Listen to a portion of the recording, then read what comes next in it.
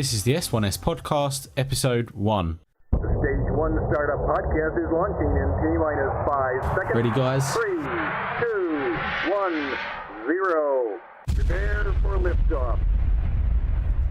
Welcome to the Stage 1 Startup Podcast for startups and aspiring entrepreneurs to find out what it takes to launch any business idea from stage 1 to success. Now, for your hosts, live from the UK, Nichols and Morley. Today, on the very first show of Stage 1 Startup, we have an amazing guest who will be of huge value to any of our new listeners. A list of his duties include author, director, consultant and small business owner, and as you can see, an all-round entrepreneur. Having written an essential book for startups called Online Business Startup, The Entrepreneur's Guide to Launching a Fast, Lean and Profitable Online Venture, which aims to help people with their businesses online and their social strategy for small and medium enterprises. Other than being a kick-ass author, he is also the founder of the Coconut Group, an advertising agency which has helped over 1,000 business owners and organisations gain traction and grow since 2004. He's also known as a coach and a mentor, delivering his smart products, which we will go into more detail later on in the show. But I think it's time to hear from the man himself, Robin Waite. Robin? Hey guys, how you doing? Not too bad, not too bad. How are you, mate? Yes, I'm not too bad. I'm a bit anxious, a bit nervous, being one of the first ones for your show. So I feel like a bit of a guinea pig, but hopefully you're not going to go too hard on me. You're no more nervous than us, Robin. It's all good. Okay, so why don't you just add to that brief introduction and just tell the S1S listeners more about you and your background?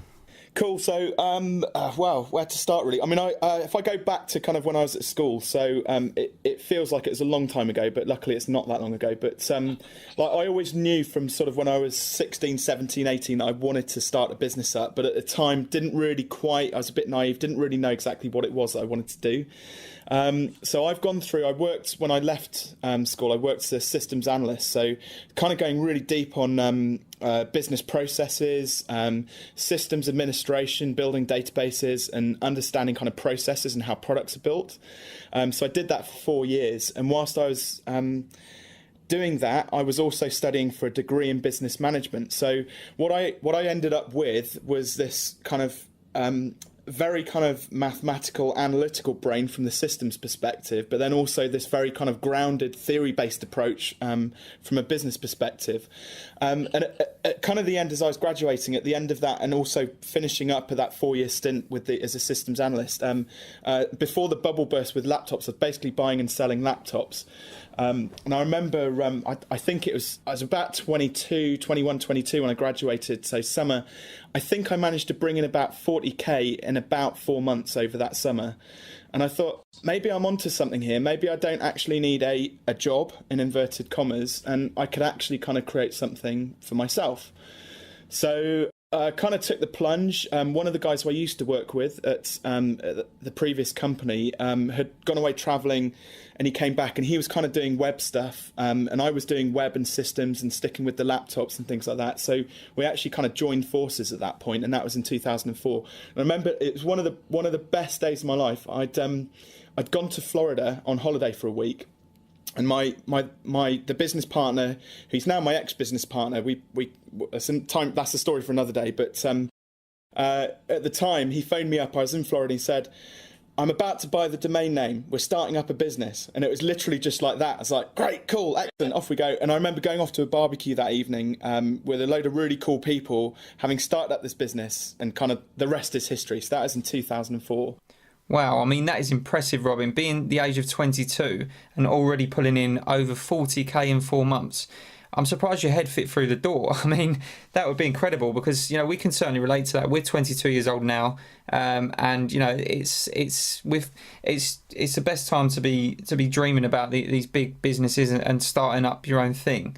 So your drive back then must have been amazing when your friend called you to say that we're starting a business. So can you just tell us a bit more about yourself, and have you always had the entrepreneurial drive since you were young? I've always earned and paid for my own way. So I had a paper round since I was 11, actually, if you want to go kind of way back when, but then that's still a job. So, and it's kind of like, it was, you know, the pocket money that my parents were paying me wasn't enough. And I always wanted a bit more. So there was always something behind, you know, I loved music even from sort of 11. And I knew that with the £2 a week that my parents were paying me, I couldn't go out and buy the CDs that I wanted. So it's like, right, no brainer, go and get a paper round. Now I can pay for my own CDs. Oh, and I've got some extra money for some other cool shit that I wanted back then. So, and kind of just, I think as I've got older, that kind of accelerates. And you made a very valid point, actually. At 22, it's kind of like, there's two sides to it. At 22, you're very naive. And you kind of, I don't know, there's a certain amount of like, taking that naivety, it's not even being brave. You just jump in without really quite realising quite what you're doing. And you, well, it's three things actually. I mean, I guess at that age you also have the energy to kind of put into it. So actually, kind of in your teens and 20s, like you're full of this energy, full of these ideas, and that's actually a really good time if you can harness it to jump into a good business idea. And I say good like very strategically there, because like one of the things which I always struggled with when I was sort of 17, 18 leaving school, I knew that I wanted to run a business of some sort and do something entrepreneurial, but I had no idea about what it was that I wanted to do. And again, it's probably something for another day, but like I have this thing about the whole educational system as it was back then. It's getting better now, but back then it was like if you wanted to, everything was geared around like passing your GCSEs, passing your A-levels, going to university, getting a job. Yeah, the roots of life. Yeah, exactly. And it's kind of like, it was just very like one dimensional. That was all life was about for me back then. And not really, even when we were doing like careers advice and things like that, you know, they told me that I should be an engineer. Well, fuck that. I mean, there's nothing against engineers, but it didn't appeal to me at the time. I was like, you know, it just didn't appeal to me. And I kind of wished that I'd had a mentor around as a teenager that could have just showed me this, you know, this fun thing called entrepreneurship that I could have then played with at a younger age. And I don't know, so to a certain extent, I regret doing my degree. I wish that I'd known exactly what I wanted to do at 18 with my own business and started then. Because the successes that I've built now, I'm kind of like, well, shit, where could I be in four more years' time? You know, I'd have had that extra experience. Robin, there's one particular point that you mentioned there, and that was that if you could take it back to being 18, then you would have made a different approach, you would have taken a different route, you would have chosen then to take the entrepreneurial route or get a mentor that could help you through the process. And certainly me and Greg can definitely relate to you on that one, because we both went to college, wasted probably 2 years of our lives that we could have been starting this earlier. And, you know, we feel that throughout those college days, we was home by 1 o'clock in the afternoon and we were playing video games. And, you know, you just think, what an absolute waste of time. If we could have gone back, we could have started this earlier. We could have been up and running and been quite successful by now. But do you think that you have to go through these experiences to get where you are now? Yeah, it's absolutely no question about it. The only way I could have been where I am now is if I'd gone through that same journey. And it's really interesting because there was something, I think it was slightly the anti-disestablishment thing, where like I just wasn't really quite in tune with standard kind of education. The last sort of 2 or 3 years, I finally took the opportunity to invest a bit of time and money back into myself. I'd been so busy like on this treadmill of running this busy business that really I'd spent so much time kind of running that business, managing other people, improving them, that I'd spent no time on myself. And it's been one of the most enlightening and most valuable experiences, just stepping outside of the business, finding a course that I wanted to do rather than being forced to do. And I've met in the last 2 years, since doing the book and signing up to a load of different courses, getting involved with doing other people's podcasts and various other things, like some of the most inspirational and fun people, like more so than I've met in the previous 32 years of my life before that. And it's just that simple thing, taking the time to make an investment in yourself, you know, that doing something that you have chosen to do, that you're passionate about, I think is really, really important. Definitely agree with that. So just a question from me, basically, Robin. Where are you now in terms of business? I mean, do you see yourself sort of owning a business that's, you know, multi millions, or is it kind of you're happy with what you're doing now? Well, do you know what, the money thing isn't my driver. A part of this journey, I've started to discover that. I mean, money's nice. I'm going to be, you know, it's essential. Yeah, money's nice. It keeps the wife quiet. Going back to your question, so like for me, money isn't the ultimate like driving force behind where I want to go. I'm more driven by, if you want to talk numbers, I would love it if I could impact 10,000 or 100,000 or 1 million business owners in the world. That would be nice.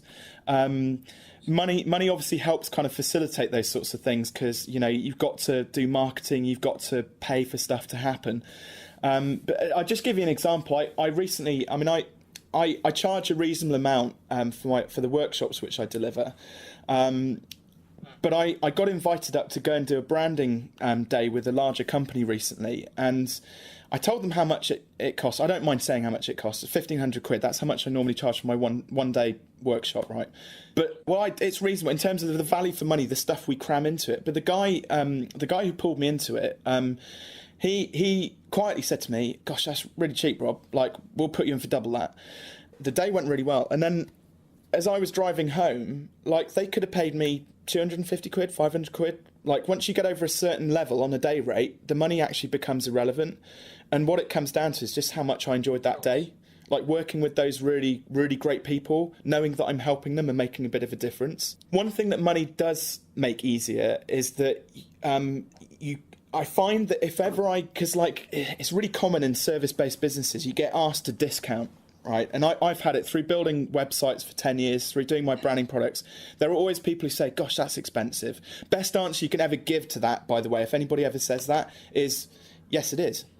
And that's it. You shut the fuck up. Like, you don't say anything else. You just say, "Yeah, it is." Yeah, yeah, but I suppose that's good. Yeah, I was about to say that's because you've got confidence in the product that you're selling. So yeah, exactly. But the thing is, don't say it to be cocky. You've got to say it because you are 100% confident in the product which you're selling.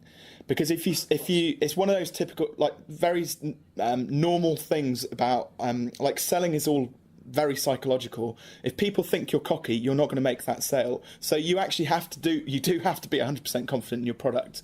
And I always tell my clients that we get them to a stage whereby they're so confident in their product that they are happy to offer 100% money back guarantee. So if the customer doesn't like what they get, or the outcomes aren't what they've promised, they have no qualms about, without even arguing, handing their money back. And there are very few business owners, when I try and coach people, that they've got to get into this mindset, this mentality, that they push back and it immediately says, "You're not confident about your product." Right, what have we got to do to get you to that point where you're 100% confident in your product, that you can offer 100% money back guarantee?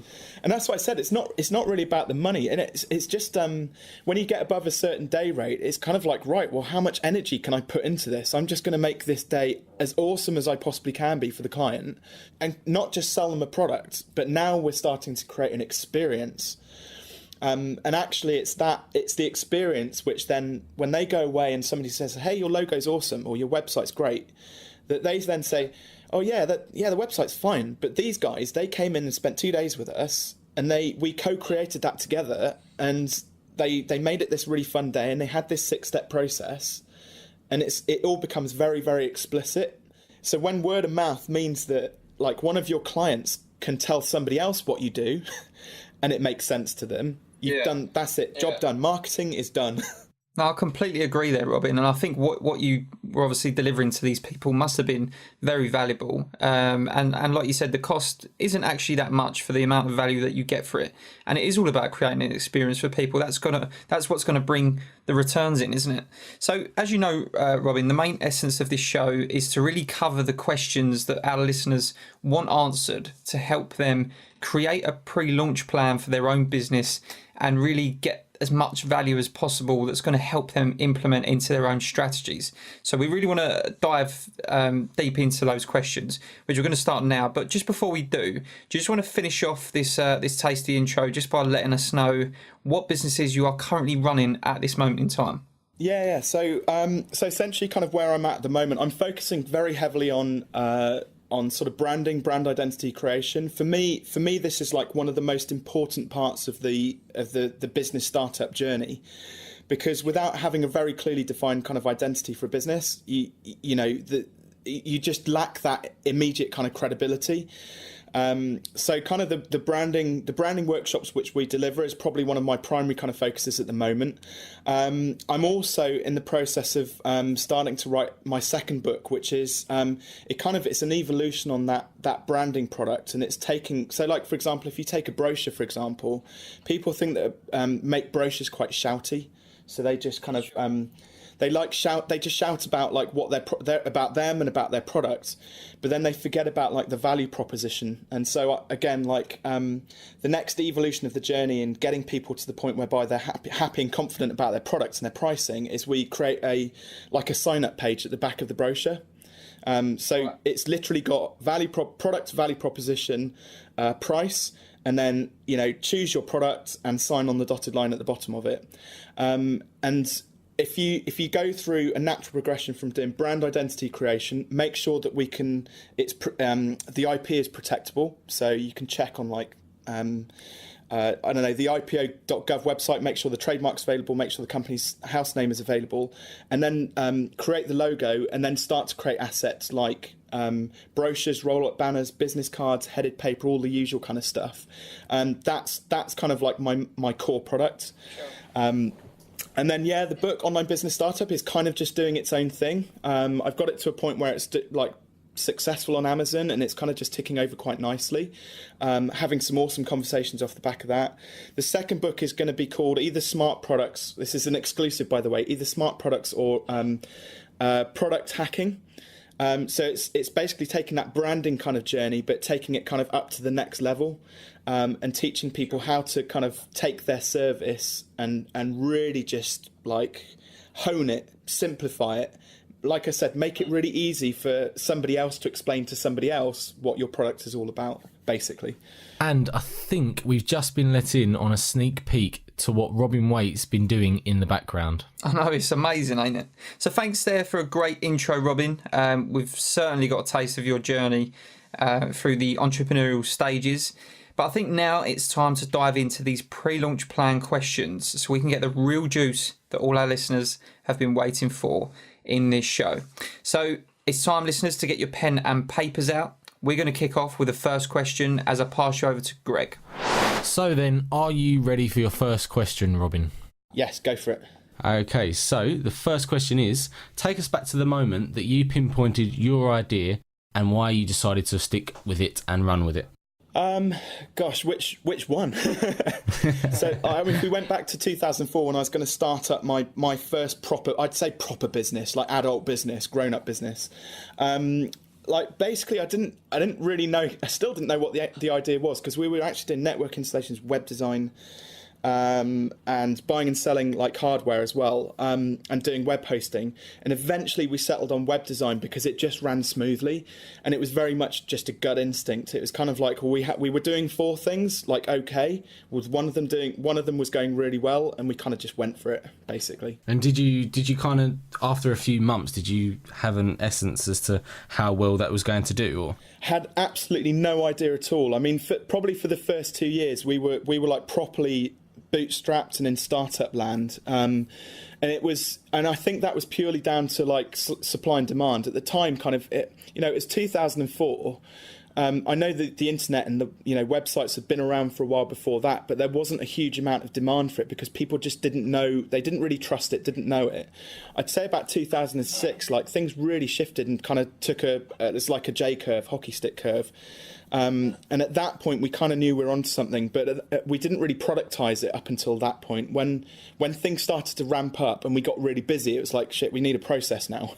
Yeah. Sure. So what would you say your biggest drive was at the time, Robin? Did you have any purpose in what you was trying to achieve out of that? It was I'm guilty of the usual kind of like entrepreneur pleasures, like, I'm going to have loads of money. I'm going to have loads of free time. I'm going to have a really fast car. I'm going to like move out of my parents' house. Like all of those usual sorts of things that you kind of experience as in your early 20s, or a teenager sort of starting out a business. I mean, it's got to be every young man's dream to have the supercar, isn't it? I mean, did you get all those things then? Yes, but I would say that probably not in reality up until like, now, I would say. Yeah. Like you have to go through an awful lot of hard work in order to achieve that. And I think unfortunately that's what a lot of people, they've got this beautiful picture in their mind.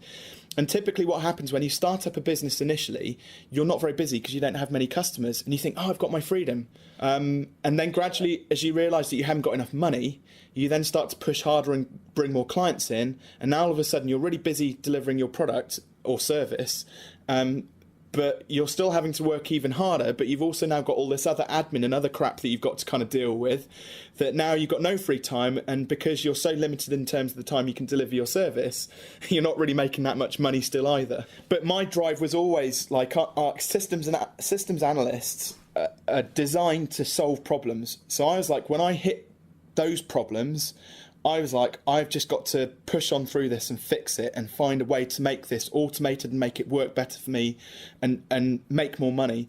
One of the biggest kind of game changers for us was during the when the recession kind of hit, and we just decided that because everybody was kind of like trying to save money and all of our competitors were pushing the prices down, and we were like, well, they're still saying they're struggling, so why don't we do the opposite and put our prices up? And what happened was we lost 40% of our clients, but we actually ended up making 3 times the amount of money, So it's kind of like, sometimes following, like being a sheep and following everybody else is possibly, it will work 80% of the time, but that 20% of the time that you're a lion and you do your own thing is when actually it makes the most significant difference to your business. That when your gut's telling you that you shouldn't be doing something, that's probably when you should be doing it the most. Yeah, and I suppose at that time within that decade of 2008, when when shit really did hit the fan, that's when you've kind of just got to take the risk, I suppose, isn't it? Yeah, absolutely. It's kind of like you've got to turn it into a win-win situation, because if you just hold back, it's just going to be. You're either going to go down like with the sinking ship during something like a recession, or if you can weather the storm and build a business that's kind of build a recession-proof business.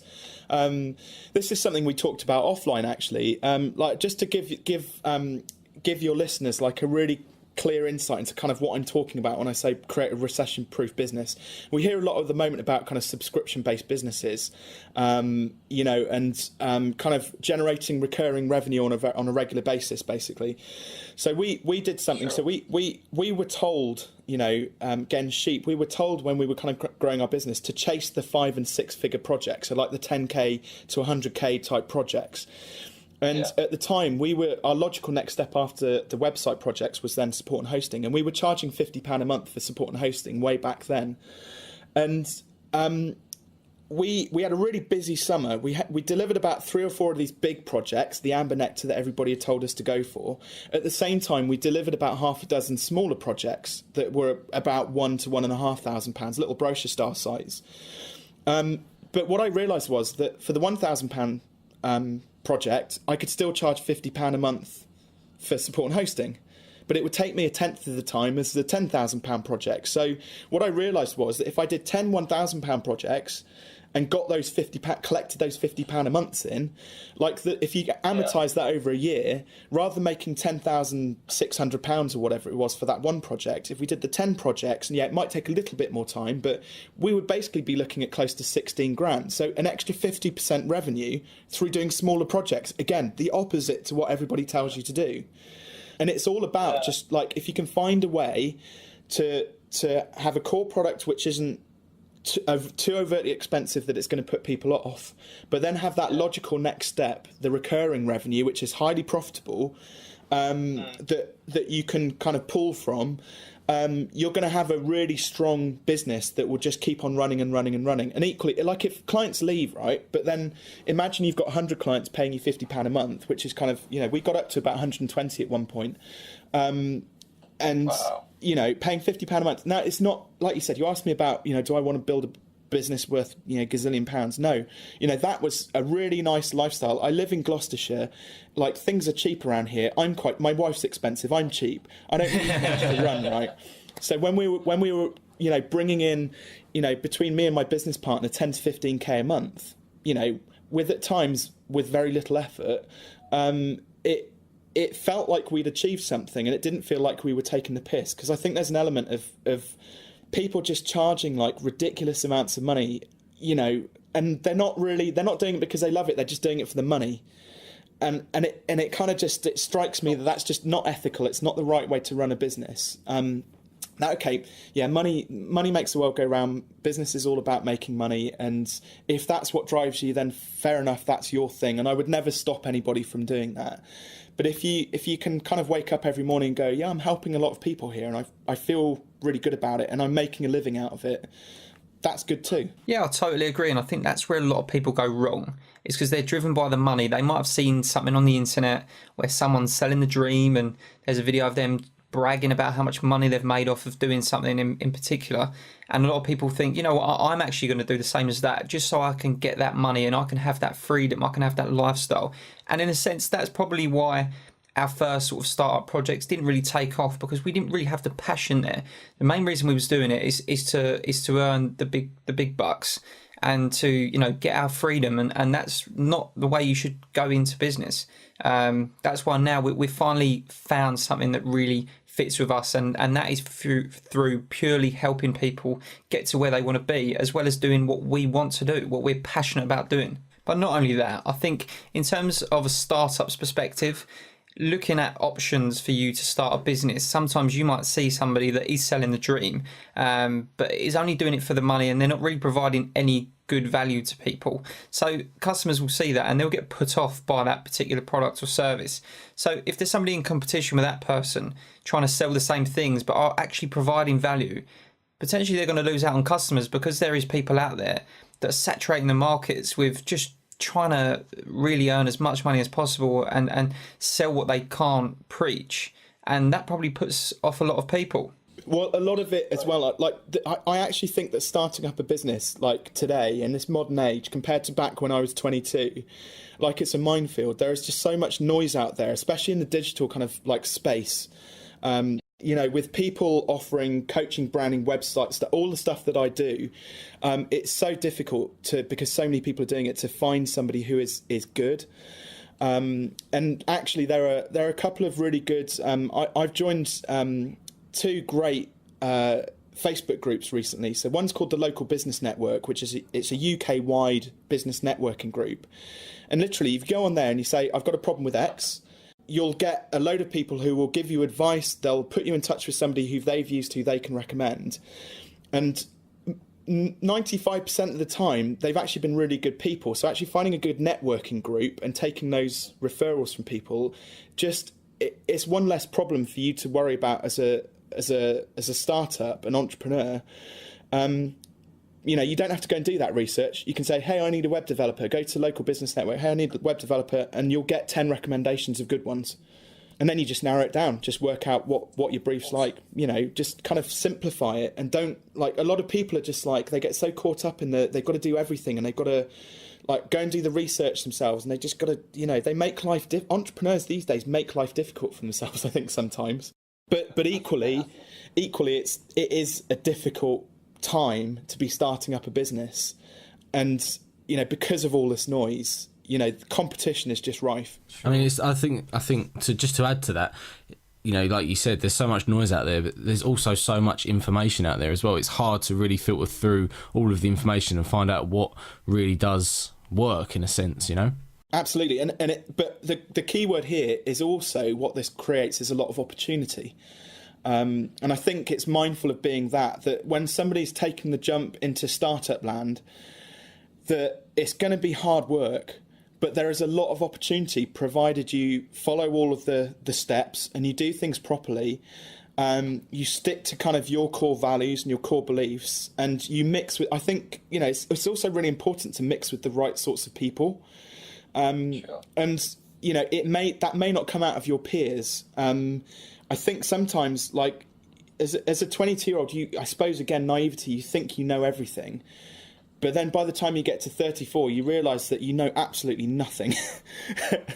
and like I said, the people I'm mixing with now, I have my peer group who act as kind of mentors for me, but I have a business coach myself, and I kind of practice what I preach. You know, it's great for me to step outside of my office and get some feedback from somebody who's external to my business and isn't sharing the problems that I'm having, because they can find meaningful ways of kind of like, you know, getting to the nub of what the problem is and help me through it using their experience. So like a mentor is 100% vital, and you can get them without paying for them. There'll be somebody as a startup, like entrepreneurs as well, like are very generous people. I found, so you can go and ask for advice from pretty much anybody, and they will always give you half an hour, an hour's worth of their time. Brilliant. Sure. Well, I suppose that kind of leads on to the next question we was about to ask you.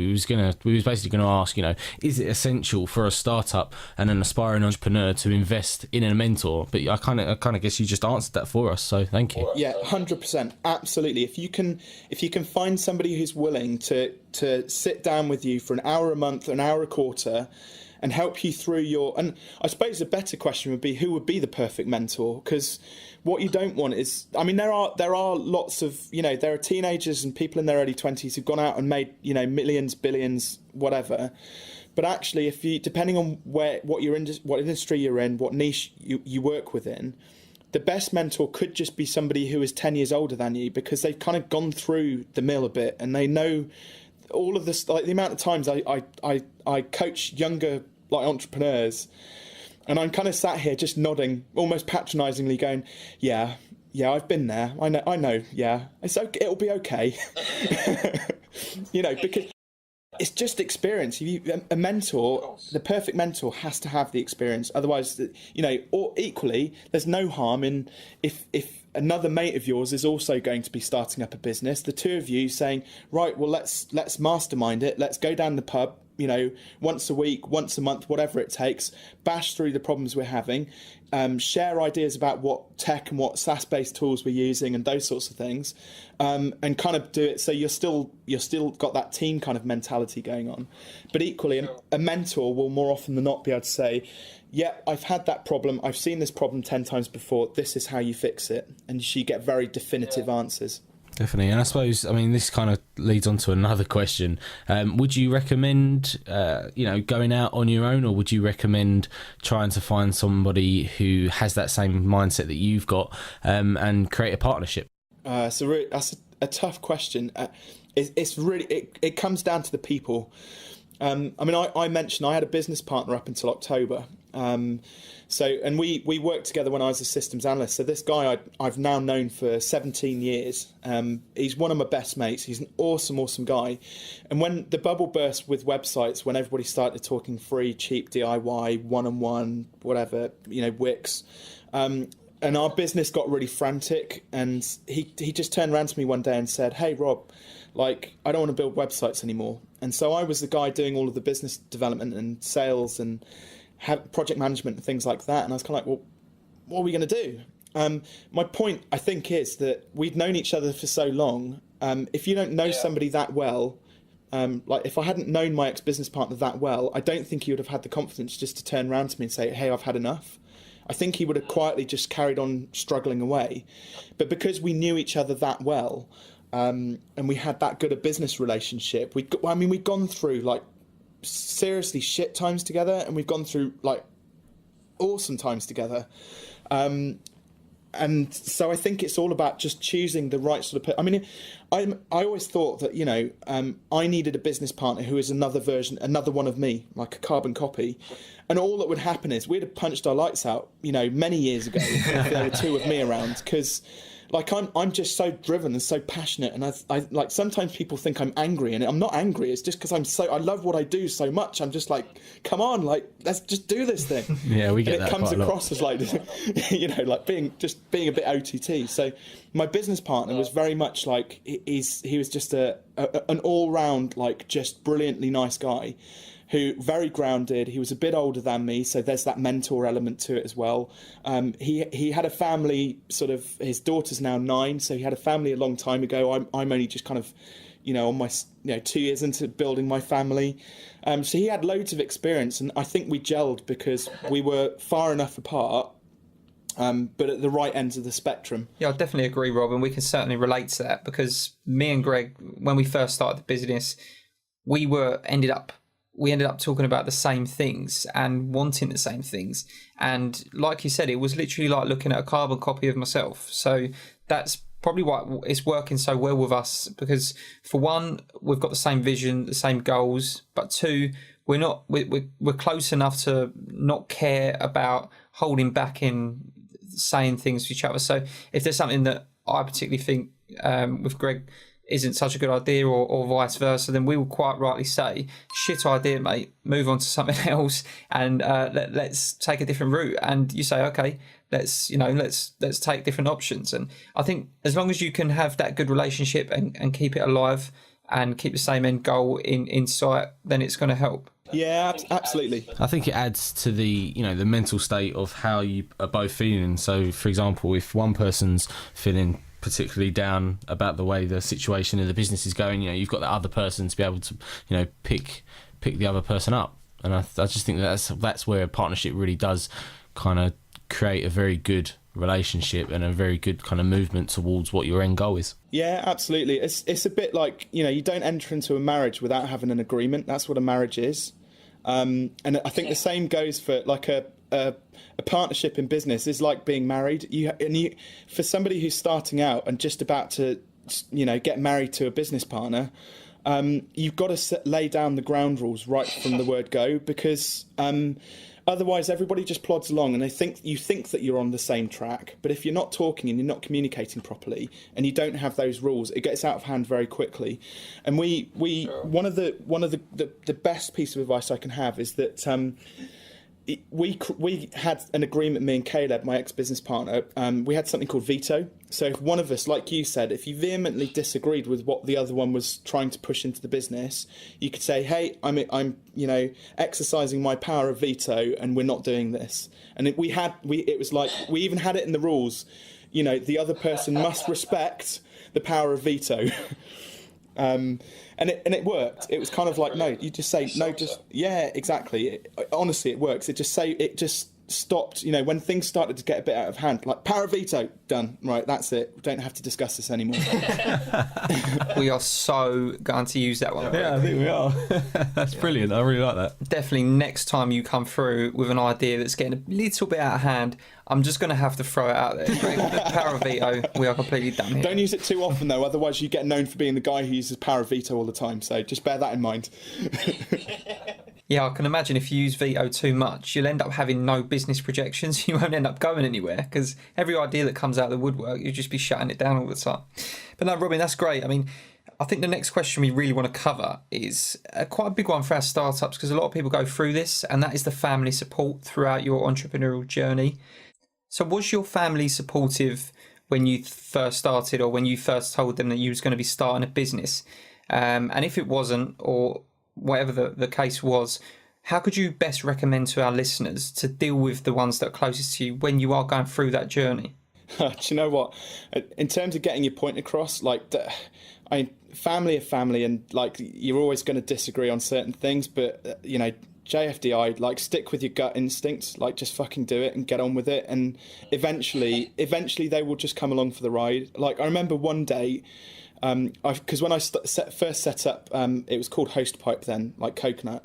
I was working out of the office downstairs in my parents' house for a couple of years, and I remember like I was getting really frustrated with something one day, and Mum just came in and she went, "Oh, look, Rob, if you're finding it so hard, why don't you just go and get a job?" And I was like, that is the worst line you could possibly hear when you're having a downtime. It put me properly back into like Kevin and Perry territory. I was just like, you just don't fucking understand, mother. Like, you just let's take it a step further. Like now, when you push stuff out onto social media now, for example, you just get so many people who hate what you're putting out there, and you get people who absolutely love what you're doing.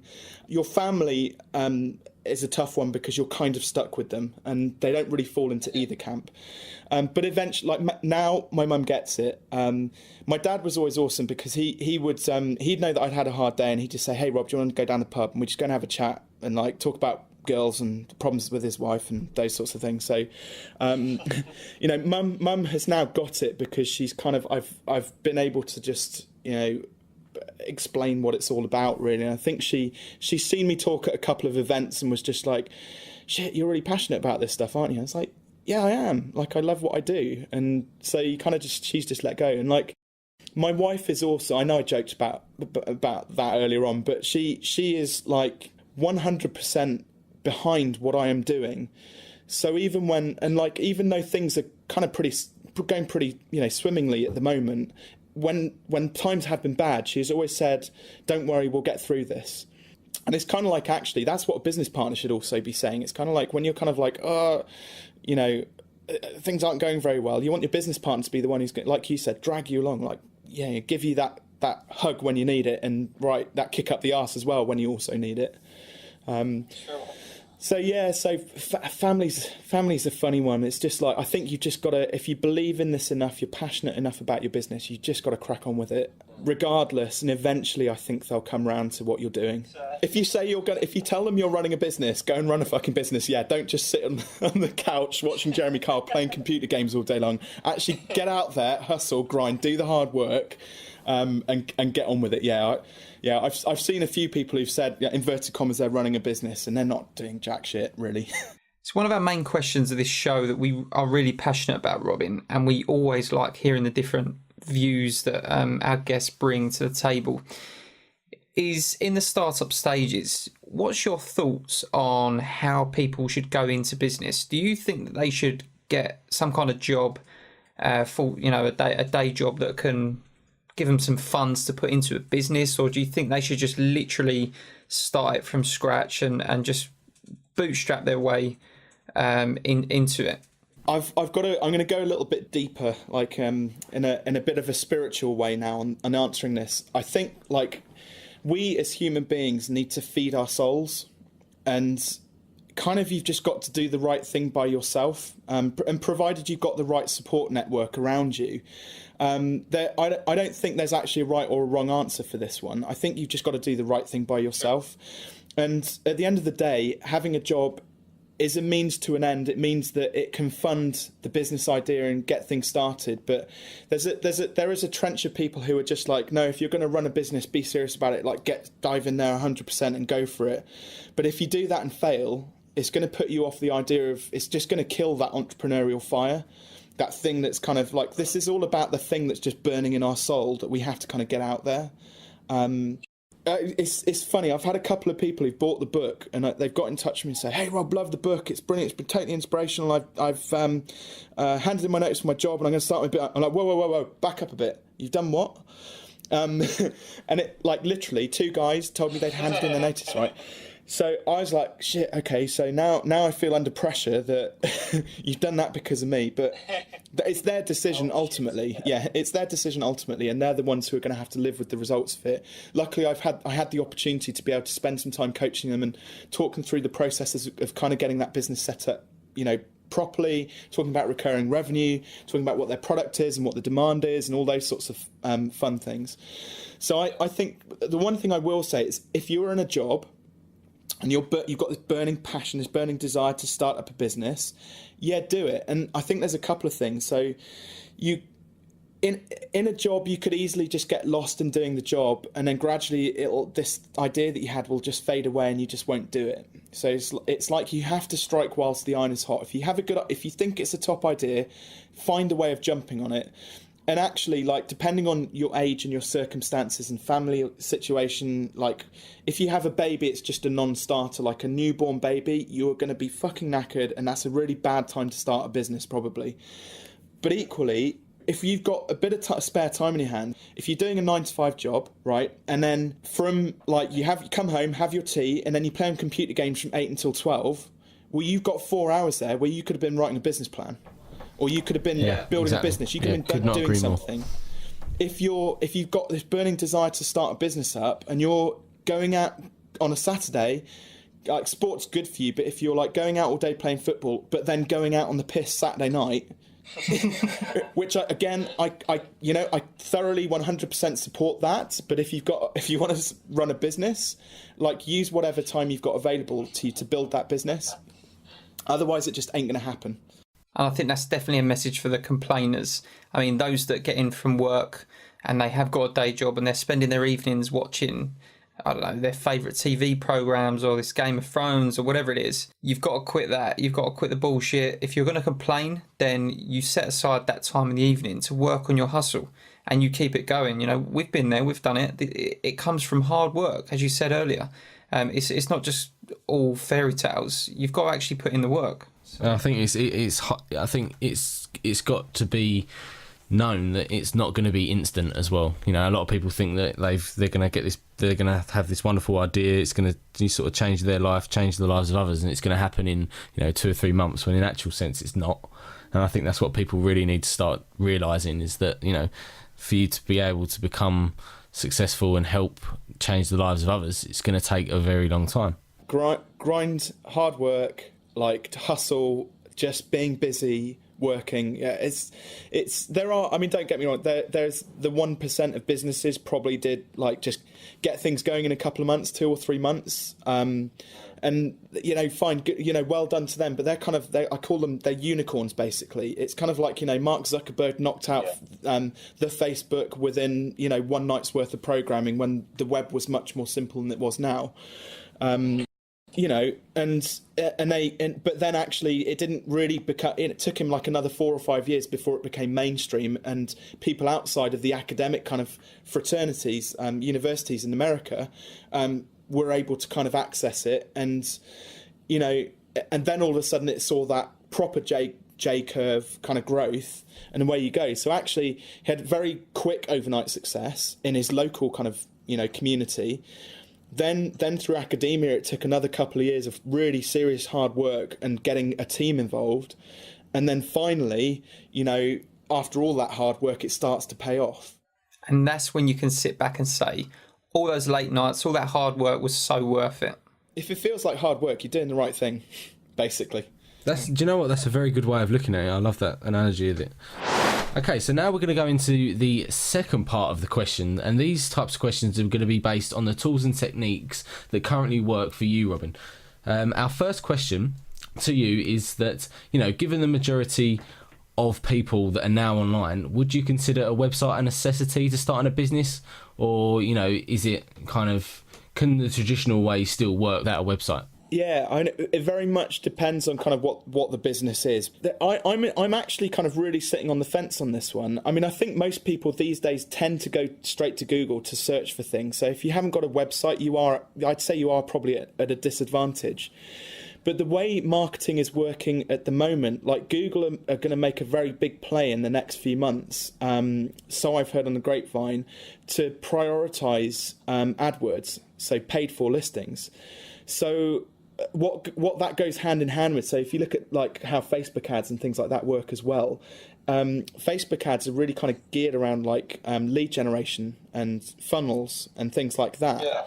So those are still online. They are still websites, but they're not like the same brochure style websites that we consider websites to be traditionally. They're like a very different animal. And I think there's an argument to be had that actually if you've got your product nailed and you know what your marketing strategy is going to be, well, just stick people in a funnel. You don't need to bother like trying to letting them try and go and explore your website and translate what it is that you're trying to sell. The modern way of marketing has changed dramatically. So, but then equally, have a website, have a funnel, have your social media channels, have all of the other different kind of assets lined up alongside each other, just in case that odd one person comes in through the website. Now, I'm a lover of quotes, Robin, and there's one that particularly stood out to me, which was by Bill Gates himself, and that was, if your business is not on the internet, your business will soon be out of business. So what's your sort of thoughts on that? Because going back to what you were saying, I suppose in a way, my theory of things is it's worth having at least something that people can access by, jumping on Google and typing in your details, just so they can get a bit more about yourself and your company. Well, I'm not going to knock the quote because I think it's a very, very valid quote, but don't forget Bill Gates, Microsoft own Bing, which is currently I think third largest search engine after Google and YouTube. So I think there's a bit of a jab there at what the other guys are doing, basically. But then equally, like I do totally agree with it. I think, that why not just, even you don't even, a lot of people, I used to get, when they wanted a website, they were like, oh, I want a blog, and I want e-commerce, and I want MailChimp sign up, and they want everything. And then you kind of find out what they do, and they mow lawns, and you're just like, you don't need all of this stuff. You're a lawnmower. You're kind of like, so you kind of, again, you've got to just build what you actually need, not necessarily what you want. I think that's the most important part. And if that just means a landing page, like, fine. But sit that alongside other tools. I suppose it's about being resourceful with the resources you have, isn't it? Exactly, yeah, that's exactly it. Awesome, Robin. So now we want to jump into social media. Social media is obviously very popular at the moment. Is there a particular platform that you use on a regular basis that has been really effective for your business? And if so, which platform is it, and which ones work for you? We know that it's common knowledge not to spread yourself too thin. Try and get on every platform at once. Try and master one or two, or as much as you can handle. So this is obviously what we want to express to people. But which sort of platform would you say works best for you? Yeah. I totally agree with what you've just said. The amount of times, at the back of the book, I've got a piece on social media, and it's 2 years old, so it's kind of it's airing towards being out of date. And actually, again, social media moves so quickly that if you don't adapt and change to it, then you're kind of a bit screwed. So there's a big thing at the moment about automation tools. So like Hootsuite, and I use one called Meet Edgar, Sprout Social. There's a number of different tools out there, but I learned just last week that Facebook is actually, because Facebook has its own scheduling tool, any of these external third-party kind of scheduling tools, it's down. So when you look at the reach on Facebook posts, if you're using any scheduling tools that aren't Facebook's own one, the reach is much, much lower. And it's starting to really change people's perceptions of like social media. So in terms of like pure tools, I predominantly use Facebook just because the most amount of people are on there. And the way they've set up groups now, like I mentioned the local business network earlier on, and there's like a few selective kind of groups which I'm in, because I can be known in amongst those groups. I can help anyone within those groups if they kind of fit within my niche, but it means that I can just do it really, really well. But within Facebook alone, you've got pages, you've got groups, you've got your own profile going on. There's like so many different things even within Facebook. And I also use Twitter kind of sporadically to kind of have conversations and again, just be present. I automate some of that. I use LinkedIn, but LinkedIn's a bit clunky, I find. But it's very good just for that first point of, and you have that meet, trust, know. I can't remember what way round the three words go, but LinkedIn's very good at that meet part. Right, yeah. And so I use it to kind of leverage setting up meetings with people. But I went through a phase, even myself, of going, God, I got to get everybody's talking about Instagram, Snapchat, and a ton of other social media platforms. And so I started trying to like build presences on all of these ones. And then I was just like bashing my head against a brick wall, because the level at which I wanted to do it, we just couldn't achieve it, because it was just everything was watered down. So we just took a step back. We're just like, well, Facebook, Twitter, LinkedIn, we leverage those well, I would say. They work well for us, so let's just focus just on those and do it really, really well. So you're absolutely right. So be selective. And again, like if you're into visual, if your service or product is very visual, use the right platform, because things like Pinterest, Instagram, very, very visual. If things that you do require video, you've got Vine, YouTube, Vimeo, Snapchat, exactly. So like very specific. You've got to think strategically about which platforms to use. Okay, right. Okay, now on to the next question. So, long question short, what are your thoughts on outsourcing? Because there are a lot of entrepreneurs that have outsourced a large amount of their workload, on things that they aren't so good at to save time. Whereas, there are others that kind of just bootstrap their ideas, learn as much as possible, so it saves money, but then it also kind of loses time in a sense. So what are your thoughts on outsourcing? Is it a good thing? Is it essential? Do you need it? I think it's a fantastic thing. I mean, I take, for example, right, this podcast now, you're obviously going to launch that once it goes live, but I'm recording it now for my own purposes because I'm going to get a lot of useful content out of this myself. But then I'm going to send it over to rev.com and have it transcribed for me whilst I'm asleep tonight. That's going to cost me the princely sum probably of about $60. And out of the back of that, I'm going to end up with maybe a dozen blog articles. So, you know, and the amount that you can leverage out of outsourcing, again, in the right areas for not much money, is quite a powerful tool. But equally, I mean, I've read The 4-Hour Work Week. Tim Ferriss, I think, wrote that. Rob Moore's Life Leverage. They both talk heavily about outsourcing. And they kind of make it, the way they push it, it's a bit like they've kind of grown successful businesses and now they can afford to outsource. Whereas actually for a bootstrap startup, you're not going to have the money to be able to pay people to outsource stuff to. You know, if you're properly bootstrapped, you've got no cash. So actually, you know, again, you've got to grow your business to a certain point before you can then afford to outsource. And before you can then leverage the stuff that you are actually outsourcing, because it is very much like time versus money, picking the right time to do it, and working out what tasks you need to do. Like I actually, despite the fact I've written a book, I hate writing content. But I love talking, as you can probably gather. So actually, for me, it's easy just to kind of record stuff and then have somebody else transcribe it, and then when I get it back, I edit it myself. But I have it's about a quarter of the time that it takes me to knock out a blog article, doing it that way. So it does save a massive amount of time. Well, Chris Ducker is an excellent example because he's pretty much built his whole business off of virtual assistants and outsourcing, hasn't he? Yeah, I definitely condone it. It's definitely a good thing, but it's got to be at the right time for your business, because you can blow a lot of money very quickly on outsourcing to the wrong person. So yeah, it's all about just, not jumping in head first, just, make these decisions where you're spending money are the most vital ones that as a startup you're going to make.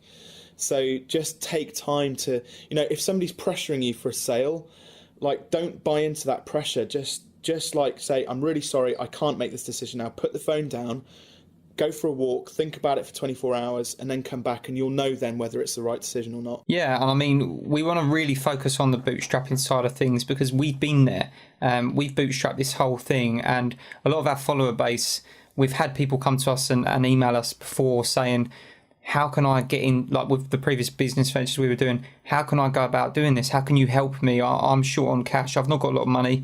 And I think a lot of people are in that position, but they have aspirations of starting a business. So I think, like you said, you just got to pick the right things to outsource, not just throw your money away. We picked carefully with everything we outsourced, which was pretty minimal. But for things like graphics and promos, that was mainly what we focused most of our outsourcing on, and everything else that we done ourselves, because in a sense it helped us learn anyway. Yeah, and I mean, the thing is about like startup is there is always going to be a certain level of risk within it, but you've got to become a mathematician and start calculating these risks as a startup. I know a guy who wanted to get Gary Vaynerchuk to come and speak at an event, right? Yeah. And it was just awesome the way they set it up. They basically were out in America, met Gary V, decided they wanted him to come over to the UK, and so they just nailed their credit cards in order to pay for the venue, to pay for Gary V's fees, and get it all basically pay for everything to happen. Wow. And they produced that must have cost a fortune. It was a lot of money, like a serious amount of money. They paid for his flight as well. Everything, like they had 5 other speakers on the billing as well, and it was billed as the best marketing event ever. And like, quite frankly, it was the best event I'd ever been to, because they did it in the old York Hall in London. And that was just a boxing arena, basically. Right. So they had all of the lights going off, and they had, welcome to the stages, Gary V, all that sort of stuff going on. It was outrageous what they managed to create. And so, but the thing is, those guys came from a marketing background, and they knew that it was all calculated. If they knew that if they got the right venue with the right speaker, with the right billing of speakers before them, and they planned their outcomes for it, they knew what they were going to be selling throughout that event, that they made an absolute killing back out of it. So it was all very well calculated, a massive risk, but very well calculated. That just speaks entrepreneur to me when I hear about the risk taking, the balls that they had to do that. I mean, that's awesome. But like you said, it's about those calculated risks. Know what you're investing into. Don't just invest into anything. Don't just jump off a cliff into the absolute abyss. Have some idea of what you're investing into is going to be worth it, and that there is likely to be a return on it. I mean, with that is a very well calculated risk, because investing into Gary Vaynerchuk, is only going to go one way. I mean, those that know Gary, which is a large percentage of us, know that he is full of absolute dominating information and value, and they're going to be getting something real back from it that's going to help them. Those that don't know Gary are in for a good treat. So, like you said, a very big risk to take, but a calculated one. And ballsy.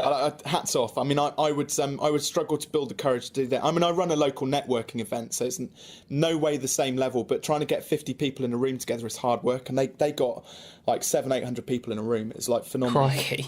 I mean, can I just ask what the event was called, if you know, just in case any of our listeners want to track that down? There is a video. I think I've actually seen. Is this the one where Gary V's standing in the boxing ring? Actually, in the boxing ring itself, yeah. I think it was just called the best marketing event ever.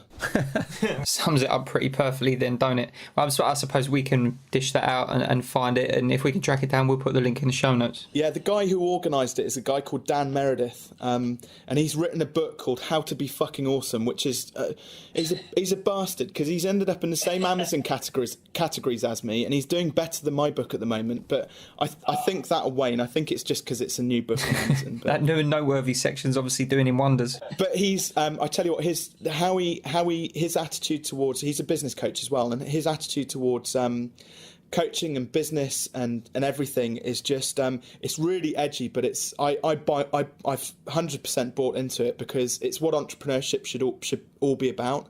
Because it's kind of like, it's almost like he's built this tribe, and it doesn't matter if you're a bit odd, everybody fits in there, and He's got this Facebook group called Coffee with Dan, which you should go and check out, because there's just some really awesome entrepreneurs in there, like guys talking about what they're leveraging out of Facebook ads, how they're organising their products and their product ecosystems, and just answering like really like high-end entrepreneurial questions, but stuff that we can all kind of buy into. Even as newbies, starting up your first business, it's dynamite. And if you feel a bit afraid about starting up a business, meeting people like Dan and his group Coffee with Dan and the people in amongst that group, it's just like, hey, you asked about the family thing earlier on. Stick yourself in Coffee with Dan, and you'll have a whole group of people around you who'll be like, yeah, you're doing the right thing, like, stick with it. I'm going to head over to Coffee with Dan right now, actually, and I think so should our listeners, because it's clearly a useful resource. So then, Robin, final question before we go into the rocket round. This question is probably one of our most necessary questions that we feel needs to be answered. If somebody wants to start out within your targeted niche, what should they be doing on a day-to-day basis to launch in a smart way that isn't going to lead into a complete failure? So if you could talk about how much time and money is needed to be invested within the early stages of a startup, that would be great. Okay, my honest answer, don't invest any money, right? And the justification behind that is because in this day and age, you can sell an idea. So the bit of money that you should invest, right? If you feel you've got a good enough idea, you've identified what your target market is, and you've worked out where your customers potentially hang out, go and pay. The only money you should invest is the tickets to an event where those people all hang out. And then go to that event, talk to those people, tell them about your product, and see whether they glaze over or whether their face lights up. And that is literally, it's as simple as that. And you will either get people who say, hey, I want to sit down and have a coffee and hear more about that, or they'll glaze over and you'll move on to the next one. No means next one, by the way. Like, move on to the next person, to pitch your idea. And what I teach my clients, because a lot of people get stuck in this, so even established businesses, they kind of get stuck in that, we've always done it that way, like, mentality. But then they're also sat there going, God, I wish I had more customers. I wish I had more money. I wish I had more time. And I'm like, well, are you doing anything about those problems that you're experiencing? And more often than not, they say, what do you mean? And I say, well, have you tried changing your product? No. Okay, well, let's try changing your product then. And what I mean by that is literally just adapt your product slightly, go and pitch version 2 to your networking group.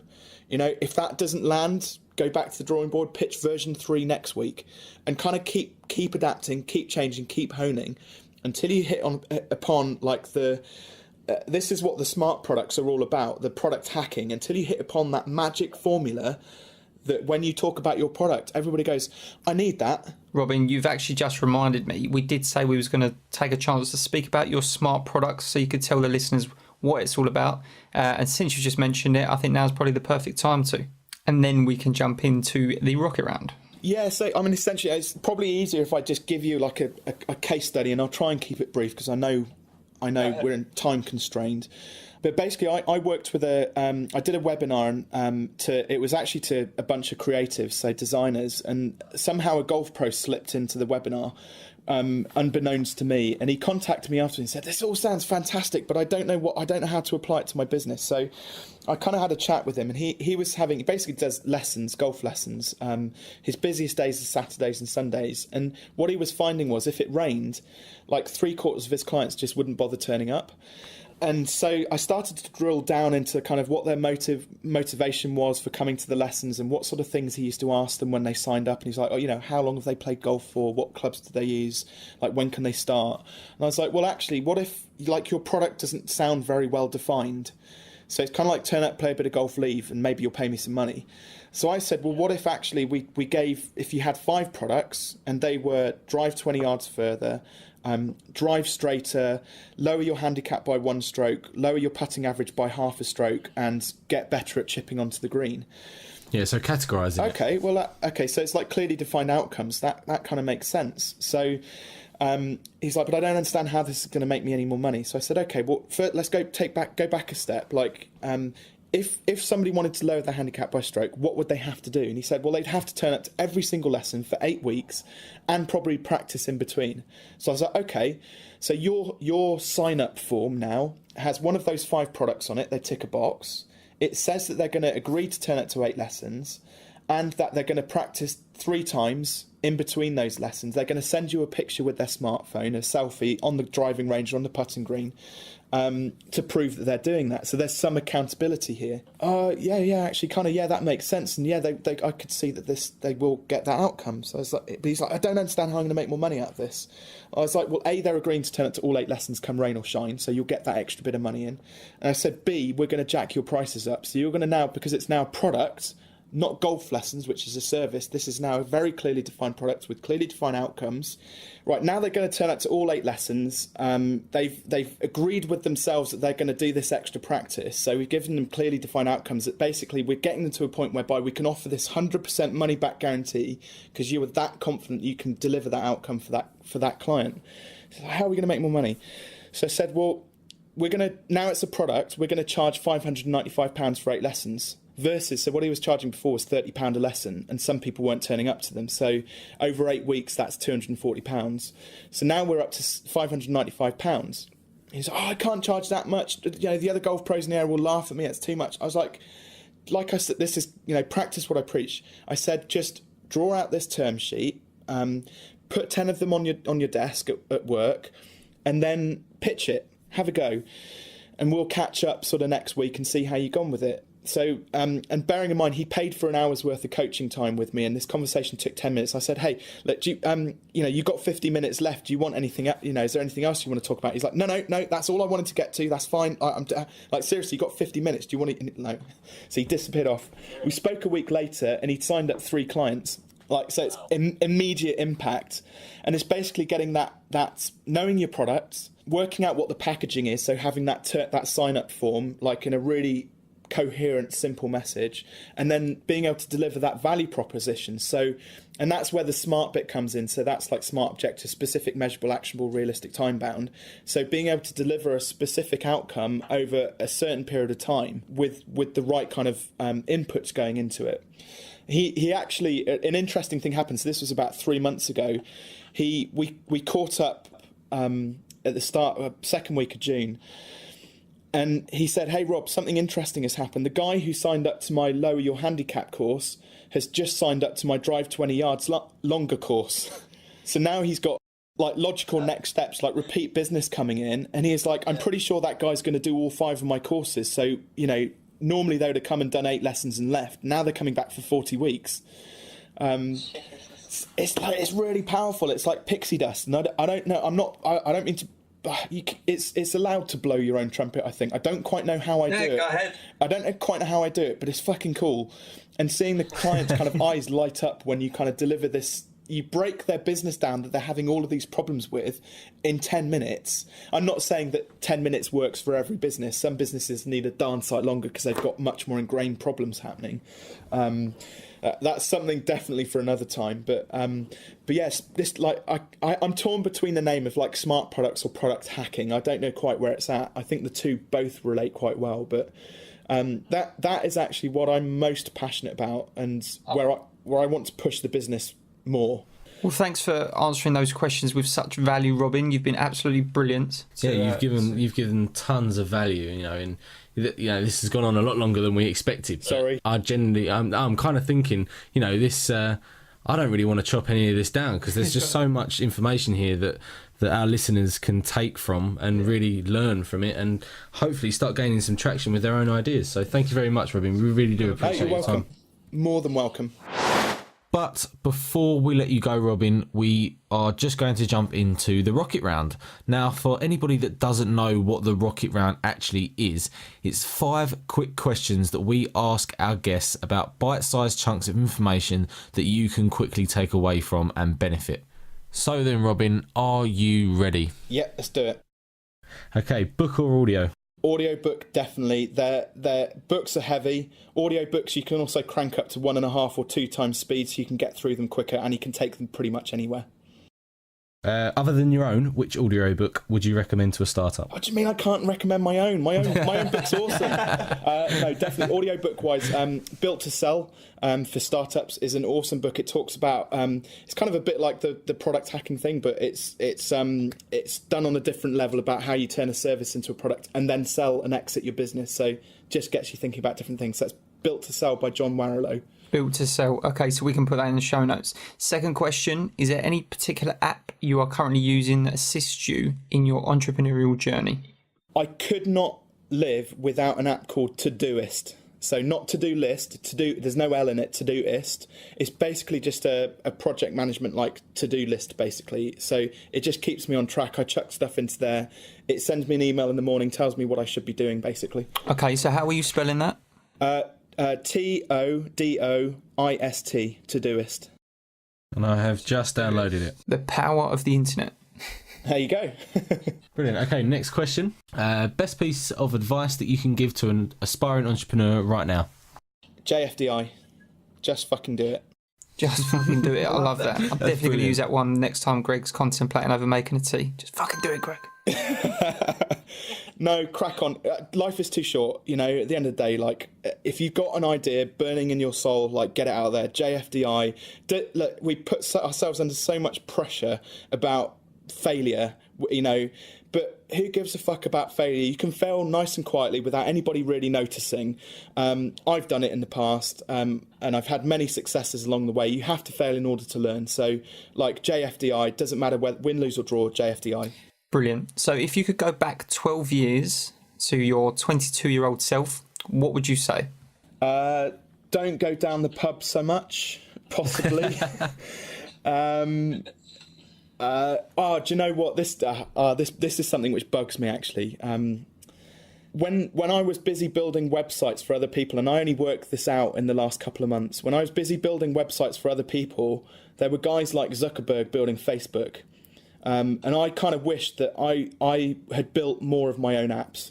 So I tell my 22-year-old self to build some shit for yourself, not carry on building all these websites for other people, making them loads of money. Sounds like a JFDI yourself moment there. JFDI, yeah. But I just didn't realise that was an opportunity at the time. Okay, so final question. Who is your most favourite entrepreneur idol? I look up to a guy called Daniel Priestley. So may or may not have heard of him. He's written 3 great books now called Key Person of Influence, Entrepreneur Revolution, which is the first one which I read, and then now he's recently written Oversubscribed. And I met up with him recently. He's had a baby as well, and the way he sees business is so different and really refreshing. I said to him, I don't understand how I managed to write a book when my first baby was born, and grow my business and do all of these other things when, like, you know, in the first 6 months after my baby was born. And he said, he looked at me and said, because your time was so constrained and you were really knackered, you were just really heavily focused on the things which really mattered. And it was just like enlightening. Good piece of advice, that. And yeah, he is an awesome guy. We, in fact, did meet him about 3 weeks ago now when we attended a meetup in London. He was the speaker of the night, and yeah, some awesome advice that he gave. He's definitely got some serious experience in the entrepreneurial route. And we stayed back after the event to speak to him briefly, and not promising anything, but hopefully he will be coming on the show very soon. Yeah, he's a great guy, really great guy. Still yet to check out his book, Oversubscribed. It was there at the venue. Sounds like a great book, but haven't checked it out yet. Yeah, it's good. Entrepreneur Revolution is probably the best one to start with, I'd say, because it's much more about the entrepreneurial spirit and the entrepreneurial journey. Oversubscribed is you kind of have to have understood his philosophies on product in order to get oversubscribed, I think. Sure. So it's kind of read them in the right order, I think. Right, Robin, thank you so much for answering the 5-question rocket round. You've done that very. I'm guessing you had to think on your feet a little bit there, which was great. Thank you very much. A little bit, yeah. Cool. So basically, what we're going to ask you now is, what are the best ways our listeners can contact you and find you? Cool. So simplest way. So I'm on Twitter, Robin M. Waite. You can go to my website, which is robinwaite.com. If you want to check out my book, onlinebusinessstartup.co.uk, or search for me on Amazon. One thing which I am doing, an offer at the moment, is if you buy my book on Amazon and then review it, I offer a free 60-minute coaching session. And I say this honestly, I don't sell it. It is a genuine 60-minute value-driven coaching session. I don't sell because I believe in abundance and I want to give back to startups and businesses. So for the princely sum of $3.99 for a Kindle, take the time to read the book and leave a good review. Well, hopefully a good review. You get essentially a £250 coaching session for $3.99. So huge value. Sounds perfect. Yeah, if you can give us a link to that, we will happily put that in the show notes so people can get diverted straight to it. Awesome. Guys, it's been really great fun, actually. I've really enjoyed it, and I think you've got a good formula. I think you're really going to help sort of shape some entrepreneurs' kind of journey. So I think you're onto a really good thing there. So then, guys, that's it for episode 1. We hope you've taken some value from Robin, just like we have. Don't forget that you can replay this episode from our website, which is www.stageonestartup.com. But now, to put the icing on the cake, we always like to finish off the shows with our current and most recent announcement, which is the Stage 1 Startup Contest. Anybody can enter, and all you need to do is follow the rules of the game, which Brad is about to tell you. Here's what to expect to win from the contest. You will win 1 year's free subscription to LivePlan, 5 free entrepreneurial books chosen by myself and Brad. You will also win a Stage 1 Startup branded t-shirt with your name on it. Could it be any better? But now, Brad, would you mind telling the listeners what they have to be able to do to be in with a chance of winning these prizes? Always a pleasure. So guys, all you need to do is to enter the contest and have your chance of winning these amazing startup gifts are: number 1, subscribe to the podcast; number 2, leave a lovely review for us; and number 3, give us one big fat 5-star rating. Once you've done that, take a selfie of you holding a note that says done, #GiveMeS1S. You can post this on Instagram, Twitter or Facebook, but make sure you tag us in the picture as well as put in the hashtag into the description, because we will be doing the search for entries by using the hashtag. Visit our website on the stageonestartup.com/podcast page to see the end of contest date and when we will be revealing the winner. We'll also be giving our winner a shout out on the podcast to congratulate them. So then, guys, it is literally that simple. You've got to be in the game to win the game. So thank you so much for listening to today's show. And we really do appreciate everybody who has tuned in to episode 1. Don't worry, we will continue to provide you with the best value you need to launch your business from stage 1 to success. So then, guys, goodbye for now, and we shall see you in episode number 2. Houston, we're back. Thank you for listening to the Stage 1 Startup Podcast. If you're looking to launch your own business idea, visit stage1startup.com for recommended resources and step-by-step guidance to help you succeed. Prepare for takeoff.